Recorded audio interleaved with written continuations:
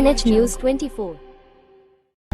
विजयाची प्रतिक्रिया अशीच आहे, ज्या लोकांनी मला मतदान केला त्या पूर्ण प्रभागावर आमचं पूर्णपणे लक्ष आहे। जे आम्ही शब्द दिले, सगळ्यात पहिले मी सांगितलं महिलांना गृहउद्योग, तो गृहउद्योग सगळ्यात पहिले 6 महिन्याच्या आत मी आणून दाखवणार। आपली जी गरीब वर्गातली जेवढी महिला आहे, जी लोकांच्या घरात धुणं भांड न करता स्वतःचा उद्योग काहीतरी करणार, त्यासाठी मी पहिला काम करणार आहे। आज पूर्ण श्रीरामपूर शहरामध्ये शिवसेनेचं याच्या पहिले पूर्णपणे पॅनल उभा राहत नव्हता। यावेळेस पॅनल पूर्णपणे उभा झाला आणि जनतेने जास्तीत जास्त मतदान केलं।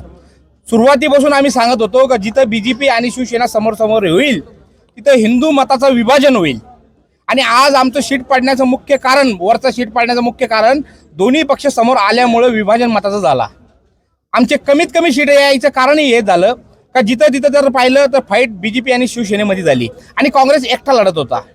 जे काही मताचं विभाजन झालं ते दोघांमुळे झालं आणि सीटं काही कमी आले, तरी सुद्धा श्रीरामपूरच्या शहराच्या जनतेने शिवसेनेला भरभराटून मतदान दिलं आणि प्रभाग 12 मधून आम्हाला अपेक्षा होती आमचे दोन्ही सीटं निवडून येतील।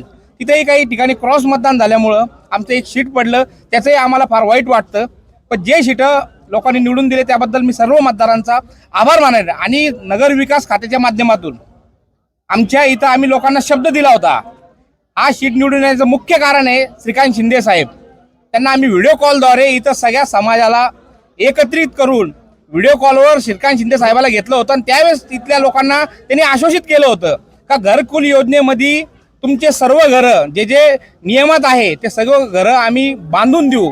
आणि त्यामुळे इथल्या मतदारांनी आमच्यावर विश्वास करून जो मतदार गेला त्याबद्दल मी सर्वांचा आभार मानतो आणि जे साहेबांनी शब्द दिलेला आहे ते पूर्ण करून आम्ही दाखवू।